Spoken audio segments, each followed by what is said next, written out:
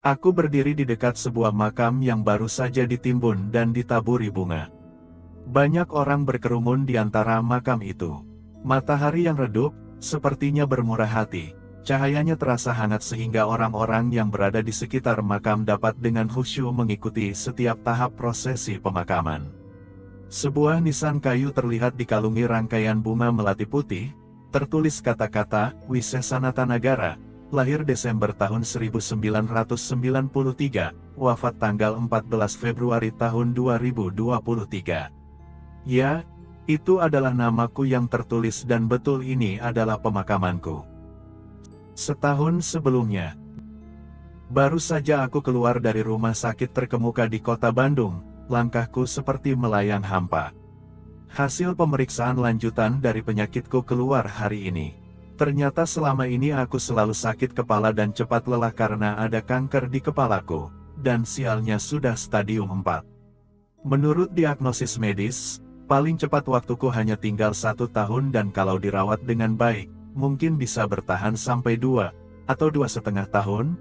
Selama ini karena terlalu fokus dengan pekerjaan dan target pernikahan, aku tidak terlalu menghiraukan semua gejala-gejalanya. Tidak tahunya ternyata aku dihadapkan dengan kenyataan yang seperti ini. Dengan perasaan tidak menentu, aku melangkah menuju tempat parkir motor yang cukup jauh dari pintu keluar rumah sakit. Tiba-tiba telepon dalam kantong celanaku bergetar beberapa kali, membuyarkan lamunan. Setelah kuambil, layar telepon menunjukkan nama pemanggil, Nita, gumamku, apa yang harus kukatakan kepadanya? Walaupun ragu, tetap saja aku jawab telepon dari Nita. Hani, bagaimana hasil tesnya? Terdengar suara Nita dengan nada sedikit cemas. Nita adalah tunanganku. Pertunangan kami baru saja berusia 1 bulan. Kami sepakat bertunangan setelah 3 tahun lebih berpacaran. Aku menarik nafas panjang dan memutuskan untuk tidak mengatakan yang sebenarnya. Gak apa sayang. Menurut Dr. Edwin hanya migrain biasa. Mungkin karena akhir-akhir ini terlalu lelah kerja, jawabku berbohong. Dalam hati aku bergumam, maaf sayang, aku terpaksa berbohong. Syukurlah kalau begitu, segera pulang Hani dan istirahat. Kalau masih pusing tinggalkan saja motor di situ, nanti adikku akan ambil. Titipkan saja kuncinya sama satpam. Seru Nita dengan gembira. Gak apa sayang, aku masih bisa nyetir sendiri. Oke anak bandel, cepat pulang. Nanti pulang kuliah aku ke rumah kamu. Nanti aku bawakan makanan kesukaanmu. Sejam kemudian, aku sudah sampai di rumah. Kurebahkan diriku di atas sofa, sambil menghembuskan nafas berat mencoba membuang penat. Di rumah ini, aku hanya tinggal sendirian, orang tuaku sudah lama meninggal sekitar 2 tahun lalu. Kakak-kakakku, mereka sudah berkeluarga jadi mereka tinggal di rumahnya masing-masing. Tanpa sengaja, aku menatap foto di dinding, foto almarhum ibu dan ayahku, mataku berkaca-kaca mengingat mereka. Ayah, ibu, mungkin tahun depan ayah dan ibu harus menjemputku, gumamku. Karena lelah, aku pun tertidur, entah sudah berapa lama, tiba-tiba aku merasa ada tangan halus mengelus pipiku dengan lembut dan kudengar suara setengah berbisik, Hani, bangun, sudah hampir maghrib. Suara itu, elusan itu sangat aku kenal. Perlahan kubuka mataku dan benar saja, di hadapanku ada seorang wanita berambut pendek. Matanya bulat besar dan jernih, hidung mungil, lesung pipi yang manis mencolok, dan senyuman yang menenangkan. Itu Nita tunanganku. 5 menit lagi sayang, kataku malas. Nita mendengus manja, lalu ia berdiri, berpaling melihat ke foto orang tuaku. Mah, tuh anak mama maghrib gini malah tidur, katanya seperti melaporkan masalah kepada ibuku. Kemudian Nita berjalan ke arah ruang keluarga dan mempersiapkan makanan yang dibelinya saat pulang kuliah tadi. Saat ini Nita sedang kuliah untuk program S3 di sebuah kampus ternama di Bandung. Dulu, saat ibuku masih ada Nita sangat dekat dengannya. Bahkan ibuku terlihat lebih sayang Nita daripada aku, pada saat akhir hidupnya ibuku meminta Nita untuk mengurusku. Woi, mandi woi. Tegur Nita tepat di telingaku. Akhirnya aku bangun, duduk sebentar lalu pergi mandi. Selesai makan malam bersama Nita, jam sudah menunjukkan pukul 9. Biasanya jam segini waktunya Nita pulang. Walaupun kami sudah bertunangan, Nita tidak pernah nginap di rumahku. "Hani, aku pulang ya. Jangan begadang dan obatnya jangan lupa," kata Nita. Lalu dia mengecup keningku. Aku pun berdiri mengantar Nita ke depan rumah. Dengan mobil putih kecil keluaran tahun 2007 itu, Nita pun menjauh. Setelah pintu gerbangku tutup, aku duduk di beranda rumah. Mengumpulkan pikiran-pikiran yang sebetulnya berantakan sejak pulang dari rumah sakit. Memikirkan keadaanku yang sudah seperti ini. Ada rasa takut, marah, kesal dan sedih. Kenapa semua ini harus terjadi padaku? Aku ingin sekali berteriak dan protes pada dunia. Hidupku biasa saja, tidak pernah melewati batas dan tidak menuntut banyak. Aku hanya ingin hidup cukup, bekerja dengan baik, punya keluarga kecil dengan 2 anak. Itu saja. Tapi apa yang aku terima, tiba-tiba saja aku mendapat hadiah besar, kanker otak stadium 4. Tak bisa kutahan, aku pun menangis sejadi-jadinya. Terlintas wajah Nita, apa yang akan terjadi padanya kalau nanti aku gak ada? Dalam kekalutan perasaan, terngiang di telingaku nasihat ibu, "Sesa, dunia ini sulit dipahami, tapi apapun yang terjadi jangan pernah menyalahkan Allah. Karena mungkin saja yang kamu alami terjadi karena perbuatanmu sendiri atau Allah punya rencana lain, yang lebih baik buat kamu nak, hadapi saja dengan tabah." Senjata utama untuk menghadapi kehidupan yang sering tidak menentu hanya 5 perkara itu. 5 perkara yang jadi landasan agama kita. Selama kamu teguh menjalankannya, jangan takut walaupun langit akan runtuh. "Ibu, akan kucoba tabah," gumamku lirih. Kini yang kupikirkan adalah Nita, bagaimana dengan dia. Tuit, teleponku berbunyi. Itu tanda notifikasi ada pesan masuk, kulihat itu pesan dari Nita. Katanya dia sudah di rumah dan mengingatkan aku untuk segera tidur. Malam terus bergulir menjadi fajar, menjadi pagi. Sinar matahari menyeruak bermain bersama angin. Menggoda daun dan bunga. Hari ini aku tidak masuk kerja, sengaja aku ambil cuti selama 3 hari. Kebetulan juga perusahaan tempatku kerja adalah milikku dan beberapa sahabat. Jadi lebih mudah buatku untuk cuti.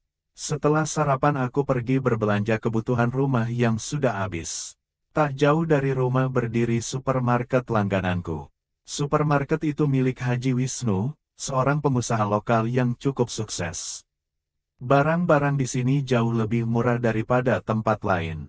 Menurut manajer di supermarket ini, owner punya moto tersendiri dalam usahanya, yaitu, usaha itu bukan hanya mencari untung, tapi ladang terbaik untuk beribadah.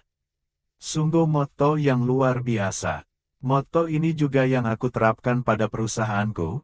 Sambil mendorong troli, aku menyusuri lorong area perbelanjaan sambil memilih bahan keperluanku. Di tanganku ada catatan keperluan yang semalam Nita buat. Tak jauh di depanku, ada sepasang suami istri yang sedang berbelanja juga.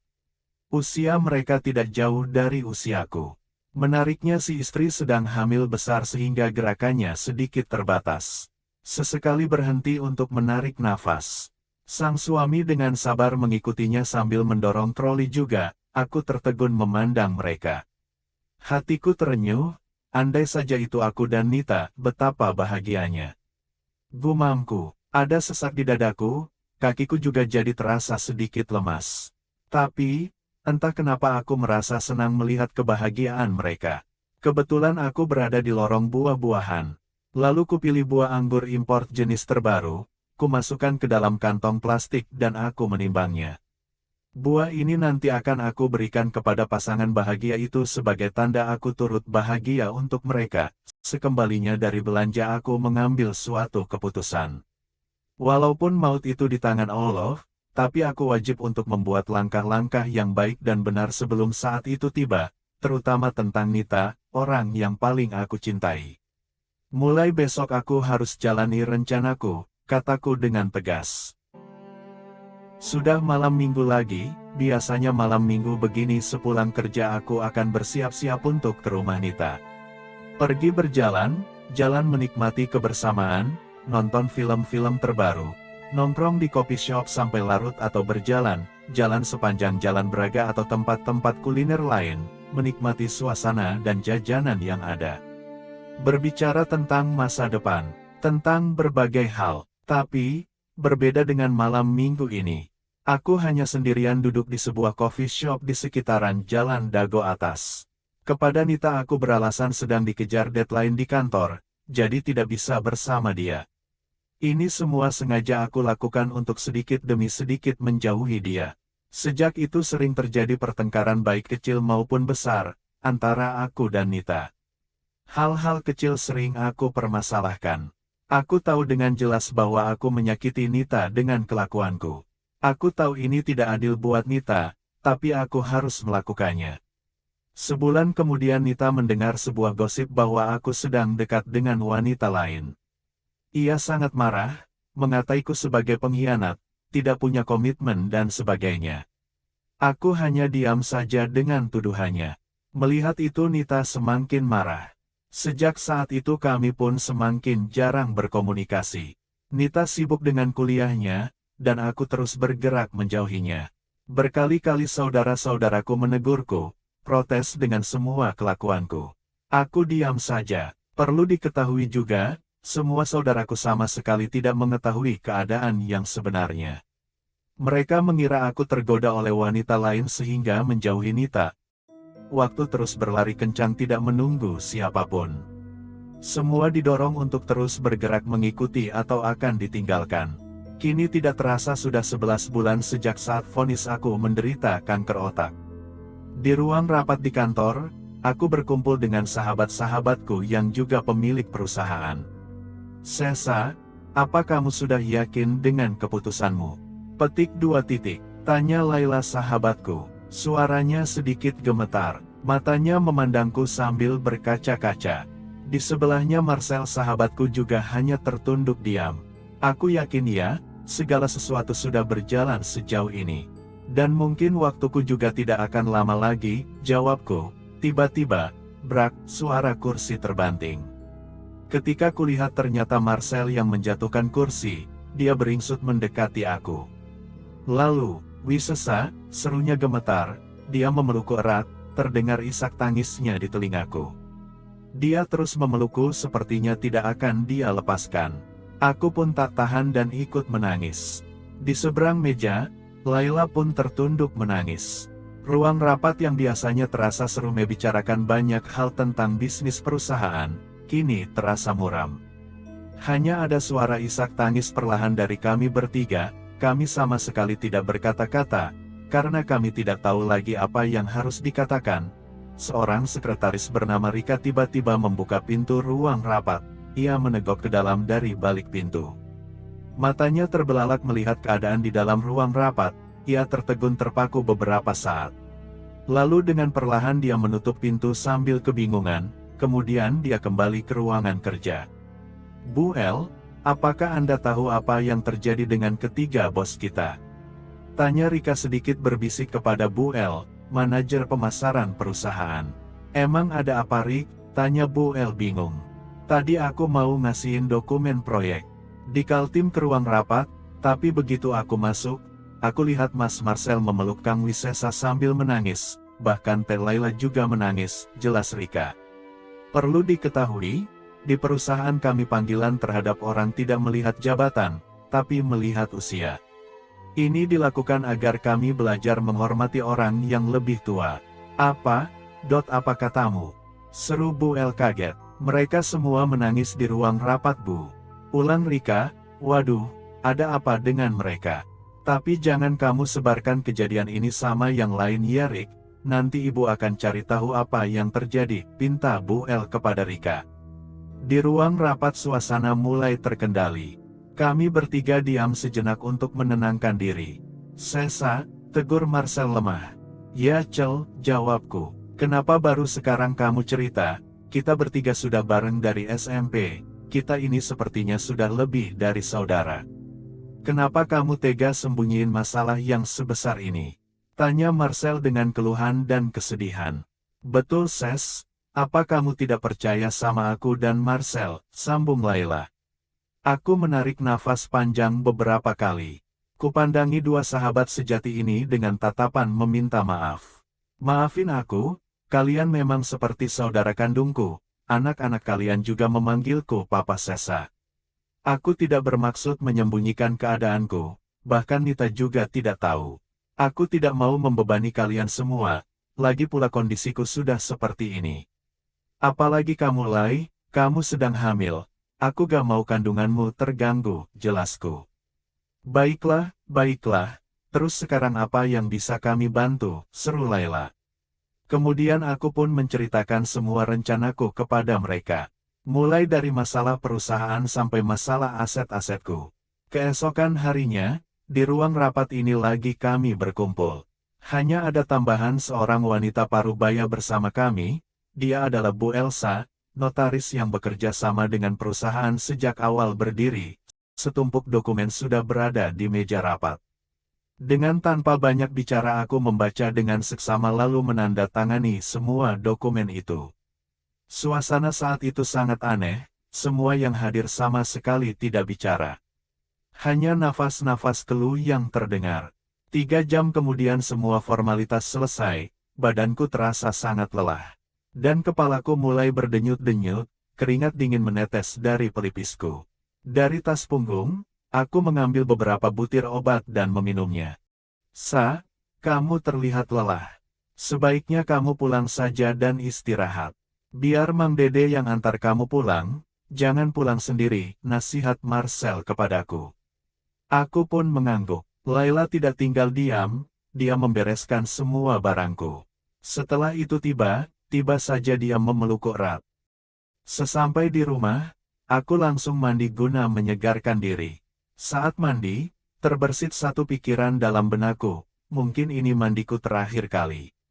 Setelah berpakaian tidur, aku duduk sendiri di halaman belakang sekedar menyejukkan diri. Kuambil teleponku dan membuka aplikasi chat. Kulihat nama Nita di aplikasi itu, dan chat terakhir darinya adalah seminggu lalu. Dia hanya menulis, "Bagaimana kabarmu?" Itu saja. Aku tersenyum pahit, pandanganku kosong seperti mencari kebalik waktu. Mencari momen-momen bersama dia. Terbayang, saat aku bertemu dia pertama kali. Saat itu dia sedang bersepeda dan entah bagaimana dia menabrakku yang sedang jogging. Dengan malu-malu dia meminta maaf kepadaku. Dari saat itu kami sering berkomunikasi hingga akhirnya berpacaran. Teringat saat pertama kali aku mengecup bibirnya dengan lembut. Saat itu pipinya langsung merona merah lalu ia tertunduk malu. Tangannya ku genggam lembut, lalu aku bisikan, "Sayang, aku mencintaimu." Pada saat pertunangan, orang tua Nita terlihat sangat gembira. Mereka memelukku penuh kasih seperti memeluk anak sendiri. Terbayang pula saat ibuku menjawabku karena telat menjemput Nita. Bahkan ayahku mengomel, tidak berguna, omelnya. Semua terlihat begitu sempurna, keindahan cerita yang sepertinya ditulis dengan cermat. Setiap kalimatnya dipilih dengan baik untuk menghadirkan alur yang indah. Hingga cerita mulai menukik pada pola yang bertentangan. Ibuku meninggal karena serangan jantung. Lalu 2 bulan kemudian ayahku menyusul ibu. Sungguh, kehidupan ini tidak mutlak, keadaan manusia itu tidak mutlak. Kita hanya bisa berdiri pada harapan. Ngung, telingaku tiba-tiba saja berdengung, kepalaku rasanya berputar-putar, pandanganku mulai kabur. Dengan sisa-sia kesadaran aku ambil teleponku dan memijit nomor Marcel lalu semua gelap. Tit, tit, tit, suara alat elektronik berbunyi konstan, bau obat dan disinfektan memenuhi ruangan. Sedikit demi sedikit kesadaranku kembali, di mana ini? Gumamku dalam hati. Sekuat tenaga aku coba buka mata. Awalnya semua buram, lalu mulai terlihat jelas secara perlahan. Rupanya aku terbaring di sebuah ruang perawatan. Di sekitarku tidak ada siapapun, hanya ada berbagai macam peralatan medis. Bahkan berbagai alat medis itu menempel pada tubuhku. Aku mencoba untuk bangun, tapi tidak bisa. Badanku terasa sangat lemah, hingga hanya bisa menggerakkan ujung telunjukku. Rupanya aku terbaring di ruang ICU. Di luar ruangan berkumpul saudara-saudaraku. Wajah mereka terlihat kusut. Mata mereka sembab seperti habis menangis. Marcel dan Laila pun ada bersama mereka. Hanya Nita saja yang tidak ada. Sudah 2 hari aku terbaring tidak sadarkan diri di ruangan ini. Saudara-saudaraku dikabarin oleh Laila. Dengan tergesa-gesa mereka pun segera datang ke rumah sakit, bahkan kakak tertua aku pun yang sedang tugas di luar negeri, langsung terbang kembali mengambil penerbangan tercepat. Mereka meninggalkan semua pekerjaan mereka sama sekali. Sejenak kemudian seorang dokter memasuki ruangan bersama beberapa perawat. Setelah memeriksa semua alat medis, dokter itu menatapku dan berkata, "Rupanya kamu sudah sadar Sesa, bagaimana perasaanmu?" Aku menatapnya beberapa saat, ternyata itu Dokter Edwin, dokter yang selama ini merawatku. Aku menjawabnya dengan anggukan kecil. "Baguslah. Sekarang istirahat saja, nanti perawat akan memberikan suplemen supaya kamu tidak terlalu lemah," jelas Dr. Edwin. Setelah selesai ia pun meninggalkan ruangan. Di luar ruang rawat, dengan ramah Dr. Edwin menjelaskan kepada saudara-saudaraku tentang perkembangan kondisiku. Kondisi Wisesa sudah stabil dan dia sudah siuman. Tapi maaf, dia belum bisa ditengok langsung. "Kita masih harus observasi dalam 2 hari ke depan," katanya singkat. Semua yang hadir menarik nafas lega. Seperti beban barbel seberat 200 kilo terlepas dari pundak mereka. Karena peraturan rumah sakit, tidak ada yang diizinkan menungguiku di dalam ruangan. Setiap pembesuk hanya boleh menengokku dari balik jendela kamar rawat. Banyak bunga-bunga tersusun rapi di depan ruang rawat. Itu semua dari rekan-rekan di perusahaan serta berbagai rekan bisnis. Tepat tengah malam, di depan jendela ruang rawatku terlihat ada seseorang berdiri menatap ke arah aku terbaring. Orang itu memakai pakaian olahraga abu-abu gelap dengan hoodie menutup kepalanya. Wajahnya sebagian ditutup masker, hanya matanya saja yang terlihat. Dari mata itu menetes air mata, jatuh ke atas lantai satu persatu. 10 menit kemudian orang itu pun berbalik dan meninggalkan ruangan rumah sakit. Pada hari kelima aku dirawat, matahari sudah surut ke peraduannya. Walau masih belum bisa bangun, tubuhku terasa lebih segar, pikiranku juga lebih jernih, hanya saja aku tidak bisa menahan kantuk. Aku mencoba melawannya dengan memikirkan berbagai hal, tapi gagal. Mungkin rasa kantuk ini disebabkan oleh obat yang diberikan kepadaku. Lalu aku pun tertidur. Dalam tidur yang lelap aku bermimpi, aku duduk di halaman depan rumahku sendirian. Memandangi bunga-bunga mawar yang baru saja aku tanam. Kemudian dari dalam rumah keluar seorang ibu-ibu yang berpakaian serba putih. Setelah melihatku terduduk sendiri, ibu-ibu itu menghampiriku.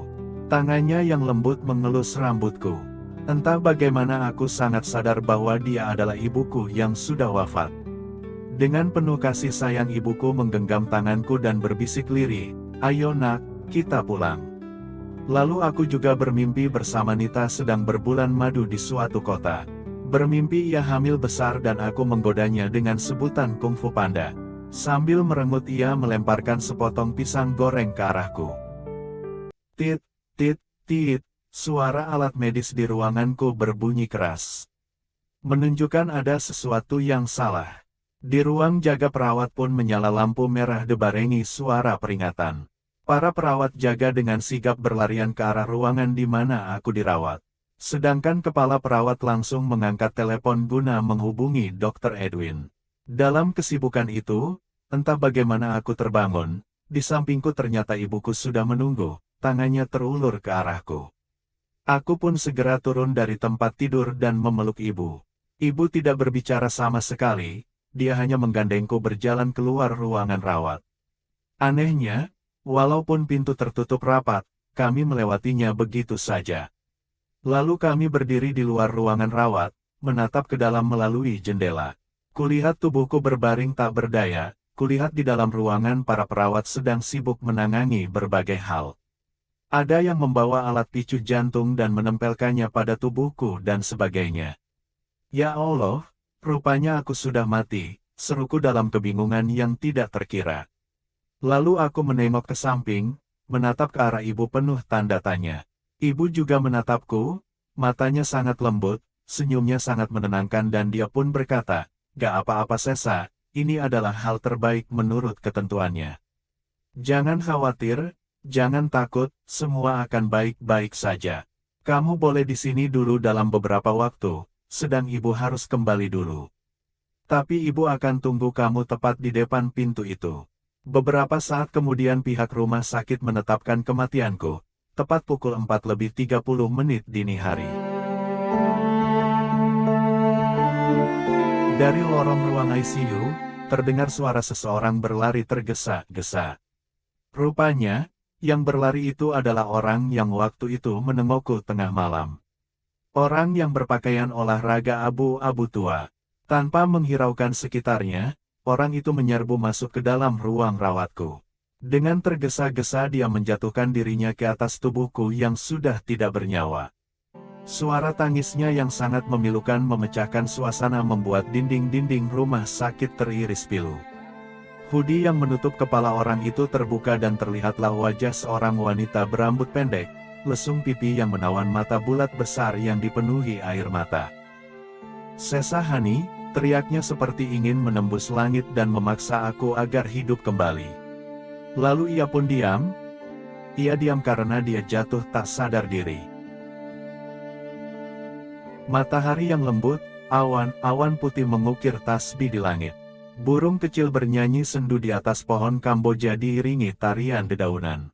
Para penghantar sudah meninggalkan pemakaman. Kini hanya tertinggal keluarga besarku, sahabatku Laila dan Marcel. Di samping gundukan makam, seorang wanita muda bersimpuh memeluk nisan kayu. Di sampingnya ada dua orang tua menemaninya. Itu Nita beserta ibu dan ayahnya. Setelah suasana tenang, seorang ibu paruh usia membuka pembicaraan. "Mohon maaf kepada semuanya, kepada kerabat almarhum, sahabat almarhum dan yang terkasih tunangan almarhum. Saya Elsa, saya notaris dari almarhum. Dan sesuai wasiat almarhum, bahwa saya diminta untuk menyampaikan wasiatnya tepat setelah prosesi pemakaman. Selesai. Jadi saya mohon sejenak perhatiannya," kata Bu Elsa dengan suara yang dia jaga dengan baik agar tidak menyinggung. Semua yang hadir perlahan menatap Bu Elsa, dan menghampirinya. Sebuah map biru terbuka di depan semuanya. Dan Bu Elsa membacakan isinya. "Saya, Wisesa Natanagara dengan ini berwasiat kepada yang tercinta kakak dan keponakan semua, kepada yang tercinta Laila dan Marcel, dan kepada buah hati saya Nita Gayatri. Bahwa di pusara makam saya ini saya persembahkan 2 unit villa saya di Ubud, Bali dan Labuan Bajo untuk keponakan tercinta. Saya persembahkan 1 unit Toyota Lexus untuk Laila dan 1 unit Mercedes-Benz 280S tahun 1970 untuk Marcel. Kepada saudaraku yang tidak pernah lelah mencintaiku aku persembahkan pesawahan dan kebun seluas 10 hektar di Cianjur. Dan untuk rumahku mohon kakak tertua menjualnya, hasil penjualan keseluruhan mohon disumbangkan ke anak-anak di Gaza, Palestina. Sedangkan untuk semua tabunganku mohon diberikan kepada panitia pembangunan masjid di desa kelahiran ayah. Untuk rekan-rekan di perusahaan semua aku persembahkan 10% dari sahamku, sedang untuk buah hatiku Nita, aku persembahkan 40% saham perusahaan. 1 unit mobil BMW seri Z4, seperangkat perhiasan dan 1 set pakaian olahraga warna abu-abu kesukaannya, sedangkan untuk barang-barang lainnya mohon Nita dan kakak-kakak sekalian mengaturnya. Demikian wasiatku. Akhirnya aku mohon maaf atas semua kesalahanku selama ini. Semoga kebahagiaan dan rahmat Allah selalu bersama kalian hingga akhir zaman." Tidak ada yang bersuara walaupun surat wasiat itu selesai dibacakan. Semua orang hanya memandang gundukan tanah merah yang jadi kuburku. Sejam kemudian semua sudah pergi meninggalkan makam, hanya Nita saja yang masih memeluk nisanku. "Sesa Hani, sebenarnya aku tahu segala sesuatunya," bisiknya ke arah nisanku, seperti membisikkan ke telingaku secara langsung. "Aku tahu kamu sakit, aku juga tahu kamu sengaja menjauhiku dengan sengaja agar aku tidak terlalu terluka. Aku sebenarnya mengikuti semua rencanamu agar kamu merasa tenang. Tapi tahukah kamu bahwa setiap malam aku selalu menangis? Tahukah kamu bahwa setiap malam aku selalu berdoa untukmu, berharap keajaiban? Sebetulnya aku hancur, tapi demi kamu aku terus bertahan. Dan sekarang, kamu sudah pergi, lalu bagaimana denganku Sesahani? Aku tidak mau semua peninggalanmu, aku hanya mau kamu. Aku mau semua yang kamu janjikan saat kita bertunangan, membangun rumah tangga, punya anak dan cucu, tua bersama, Kelunita tersendat-sendat. Lalu dari tas kecilnya ia mengeluarkan sebuah amplop berwarna pink dan menyelipkan di antara bunga melati di nisanku. Melihat semua itu, aku yang sebenarnya tak jauh dari dia merasa sakit, sangat sakit. Rupanya Nita tahu semuanya. Perlahan aku elus rambutnya, tapi tanganku lewat begitu saja tak bisa menyentuh satu pun dari rambutnya. Tapi ku coba lagi dan lagi hingga aku sadar bahwa tak mungkin aku bisa membelainya. Jadi kuputuskan untuk berbisik di telinganya, walaupun mungkin bisikanku tidak akan didengarnya. Sayang, maafkan aku. Aku hanya ingin kamu baik-baik saja. Kamu cinta sejatiku, kamu nafas hidupku. Kamu matahari pagiku. Hanya saja semua tidak sesuai rencana kita sayang. Aku mohon, jalani hidupmu dengan baik dan raih semua cita-citamu. Semoga kelak kita bisa bersatu dan tidak terpisah lagi, bisikku. Anehnya, sesungging senyum terukir di bibir Nita, lalu dia mengangguk perlahan. Aku tidak tahu, apakah dia mendengar bisikanku atau bagaimana. Lalu pandanganku beralih ke arah amplop merah muda itu. Dan melihat sebuah tulisan, lagu untuk Muhani, sampai waktu kita bersama kembali. Tamat. Not, lagu, sampai kita bersama lagi, dapat didengar di playlist Mesong. Agar penulis dapat menulis cerita-cerita. Selanjutnya mohon dukungan like, share dan subscribe-nya. Terima kasih. Air terjun terus jatuh ke sungai. Sungai terus pergi menuju lautan. Dan gadis itu masih menunggu di antara bunga, hujan, dan kenangan. Menunggu perahu kecil menjemputnya pulang. Pulang ke pangkuan kekasih tersayang.